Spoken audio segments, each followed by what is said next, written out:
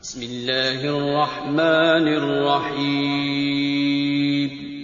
السلام علیکم ورحمۃ اللہ وبرکاتہ۔ معزز سامعین کرام، میں امید کرتا ہوں کہ آپ تمام دوست احباب خیریت سے ہوں گے۔ محترم سامعین، آج کی ویڈیو میں آپ لوگوں کے ساتھ جمعۃ المبارک کا ایک خاص قرآنی عمل لے کر حاضر ہوا ہوں۔ محترم سامعین کرام، قرآن پاک کی ایک سورت سورہ قدر، جو بندہ صرف ایک مرتبہ وضو کے بعد سورہ قدر پڑھتا ہے، اللہ پاک اس کے لیے رحمت کا ایک ایسا دروازہ کھولتا ہے جو آج تک کسی کے لیے نہیں کھلا۔ سبحان اللہ۔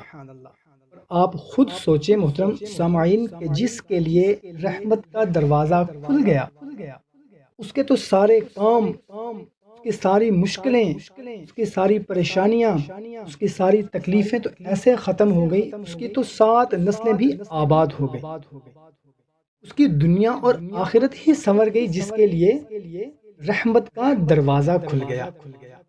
تو صرف ایک دروازہ کھلنے کی وجہ سے، ایک بار سورہ انا انزلنا پڑھنے کی وجہ سے۔ محترم سامعین کرام، سورہ قدر کی اتنی بڑی فضیلت ہے عام دن میں صرف ایک مرتبہ پڑھنے کی، تو محترم سامعین، آپ نے محرم الحرام کے پہلے جمعۃ المبارک کے دن کسی بھی وقت باوضو حالت میں آپ نے وضو کر لینا ہے، توجہ، دھیان اور عاجزی کے ساتھ آسمان کی طرف منہ کر کے اول اور آخر 3 مرتبہ درود شریف کے ساتھ 3 مرتبہ سورہ قدر پڑھنی ہے، اور اس کے بعد اللہ کے حضور آپ نے دعا کرنی ہے۔